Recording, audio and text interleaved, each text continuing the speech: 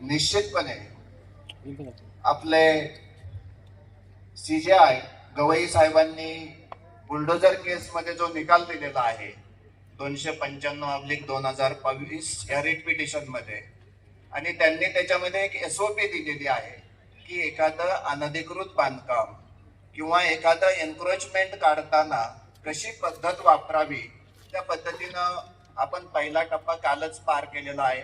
काल ग्रामपंचायत मार्फत जे अनधिकृत बांधकाम होतं त्या ठिकाणी संबंधिताला नोटीस बजावणी कालच रात्री आपण केली, त्याचा पंचनामा देखील केलेला आहे. परंतु सुप्रीम कोर्टाच्या 2 गाईडलाईन्स आहेत. एक तर 15 दिवसाचा नोटीस पिरियड आपल्याला द्यावाच लागतो, आणि दुसरं पावसाळ्यामध्ये निवासी अतिक्रमण हे सुद्धा सुप्रीम कोर्टच्या गाईडलाईन नुसार आपल्याला काढता येत नाही. या दोनही क्रायटेरिया संविधान आपल्याला समोर ठेवायचं आहे, सुप्रीम कोर्ट आपल्याला समोर ठेवायचं आहे. कारवाई निश्चितपणे अनधिकृत बांधकामांवरती किंवा बिना परवानगी केलेल्या बांधकामांवरती, अतिक्रमण असेल त्या अतिक्रमणावरती आपण नियमाप्रमाणे त्या ठिकाणी करण्याचं आश्वासन तुम्हाला प्रशासनाच्या वतीने देतो. त्वरित कारवाई ज्या सुप्रीम कोर्टच्या गाईडलाईन्स आहेत त्या प्रत्येक टप्प्याची कारवाई ही मुदतीमध्ये होईल.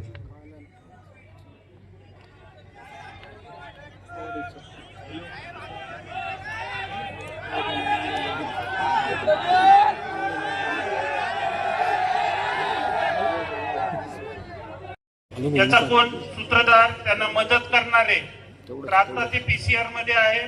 आपण सगळेजण पाहताय, तुमचा सगळ्यांचा जे आक्रोश आहे तो शुक्रवार पासून सुरू आहे. त्यामुळे तपास सुद्धा सुरू आहे, आणि या सुद्धा असेल मदत केलेली असेल असे सर्व आरोपी आम्ही या PCRच्या दरम्यान निष्पन्न करू आणि अटक सुद्धा करू. ही पोलीस प्रशासनाच्या वतीनं मी सगळं या प्रसंगी तुम्हाला वही देतो. दुसरं, आजच्या सभेमध्ये सर्व वक्त्यांनी ही मागणी केली की विशेष सरकारी वकील, तर या संदर्भामध्ये तपासादरम्यान, तपास संपल्यानंतर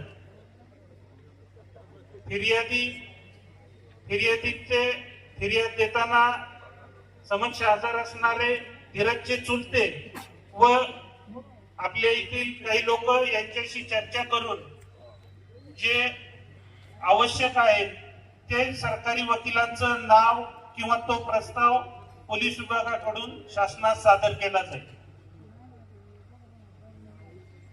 याशिवाय ही केस फास्ट ट्रॅक मध्ये घेण्यासाठी तपास पूर्ण झाल्यानंतर आम्ही माननीय न्यायालयाला निश्चित विनंती करणार आणि त्यानुसार पुढची कार्यवाही होईल. आता की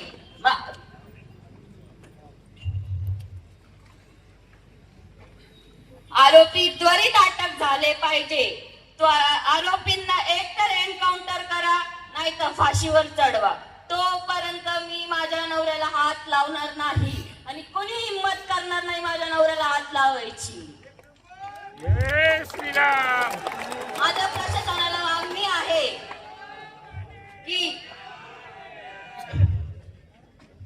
ज्या पद्धतीने, ज्या कृत्य पद्धतीने माझ्या नवऱ्याला मारण्यात आलं, ज्या जागेवर मारण्यात आलं, त्या जागेवरच मी माझ्या नवऱ्याची अंतिम विधी करणार.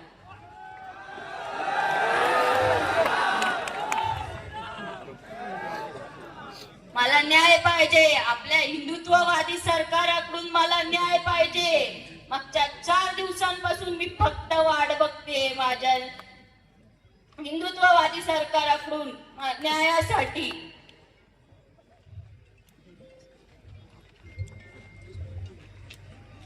कोणी मास्टर माइंड होतं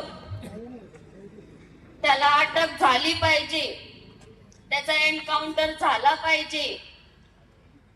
आणि जे कोणी लांडगे होते, जे समोरून वार करू शकले नाही माझ्या ढाण्या वाघावर, त्यांनी पाठीमागून वार केलेला आहे.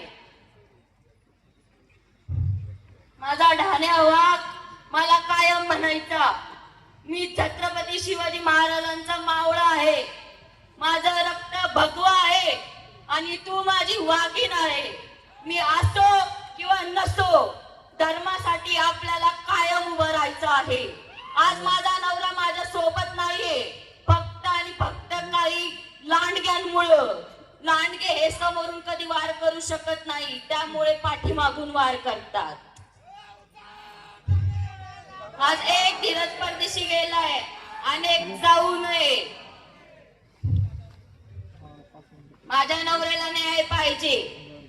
त्या तक्रारीच्या अनुषंगानं मी एवढं सांगतो की त्या तक्रारीची चौकशी हा आरोपींचा PCR संपण्या अगोदर त्या तक्रारीची चौकशी केली जाईल.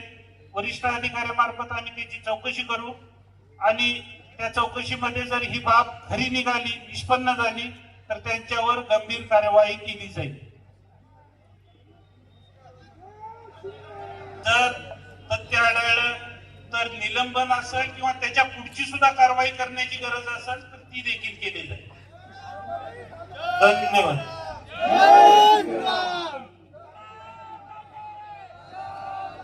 म्हणून त्याचा आज जीव गेलाय.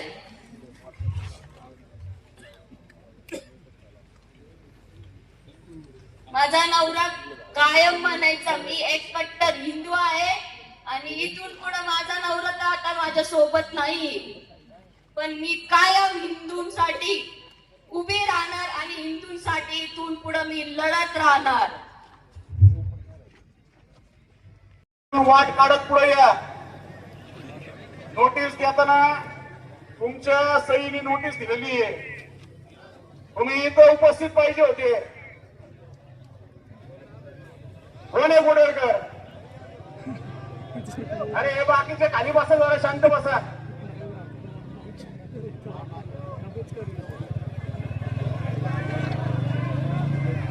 अमर धामत म्हणून जाया.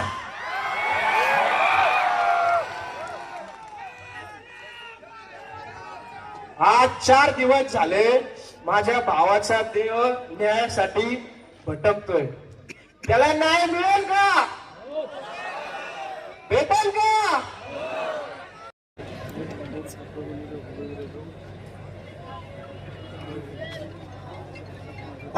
गोडळकर आहेत का इथं? तुम्ही प्रभाग अधिकारी गोडळकर, तुम्ही नोटीस बजावलं, तुम्ही त्वरित तिथं या.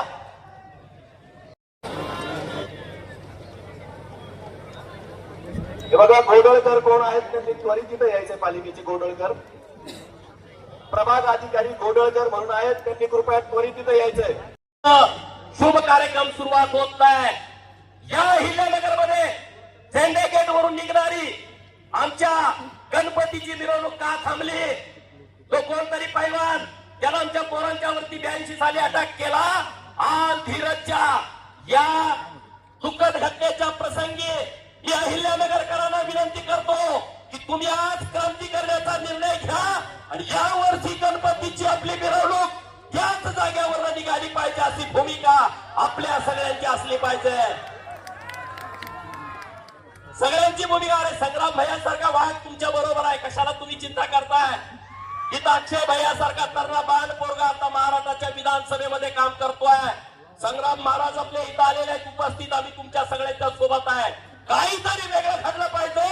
ही आज धीरजचं जे निधन झालंय हे वाया जाऊ द्यायचं नाही, ही भूमिका तुम्ही घेऊन आज घेतलं पाहिजे.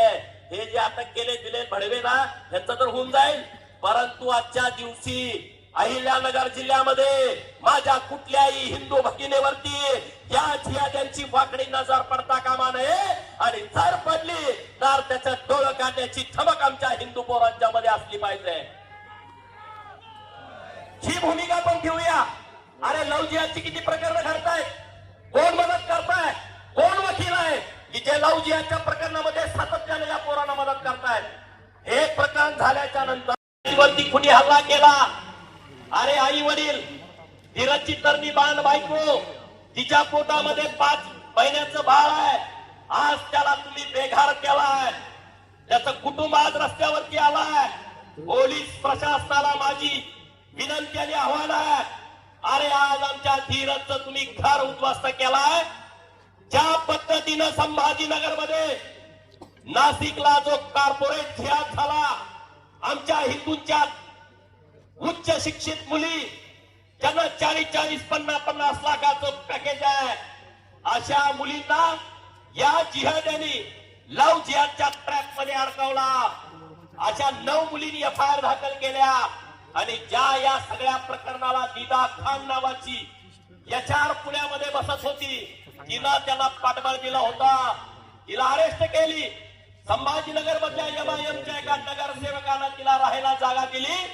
महाराष्ट्र सरकारनं, महाराष्ट्र पोलिसांनी त्याच्यावरती कारवाई केली आणि त्या निदा खानला अटक केली. परंतु ज्यांनी राहायला जागा दिली त्याच्या घरावरती बुलडोझर फिरवला. या पद्धतीनं आमच्या सगळ्यांची मागणी आहे, ज्यांनी धीरजचा मर्डर केलाय त्यांच्या घरावरती बुलडोझर आज फिरला पाहिजे, ही आमच्या सगळ्यांची भावना आहे. अरे मुकुंदनगर कुठला एरिया होता? तो हिंदू गेला कुठं? या हिंदूंची घरं घेतली कुणी? अरे हे काय काश्मीर आहे का? हा महाराष्ट्रातला अहिल्यानगरचा भाग आहे. मुकुंदनगर मधले आमचे हिंदू गेले कुठं? दोघा जणांचं 4 भाव आहे, दोघांची प्रॉपर्टी घ्यायची, दोघांना फुकट लावायचा, हकलून लावायचा.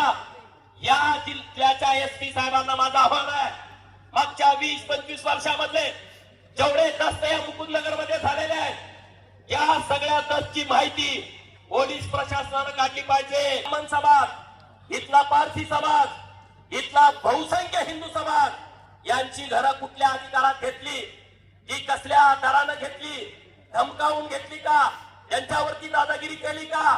या लोकांना तुम्ही तिथून कुठल्या मुद्द्यावरती तिथून बेगार केलाय, याची चौकशी झाली पाहिजे. मी आणि संग्राम भैया त्यांच्याकडे अहिल्यानगर मध्ये हिंदूंची घरं ज्या लोकांनी घेतलेली आहेत त्याच्या संदर्भामध्ये राज्य सरकारनं एसआयटी स्थापन करण्याची मागणी आम्ही 3 जण माननीय मुख्यमंत्री महोदयांच्याकडे आम्ही करणार आहे. अरे होतंय कसं काय हे? इथं आमचा हिंदू अल्पसंख्याक होतोय,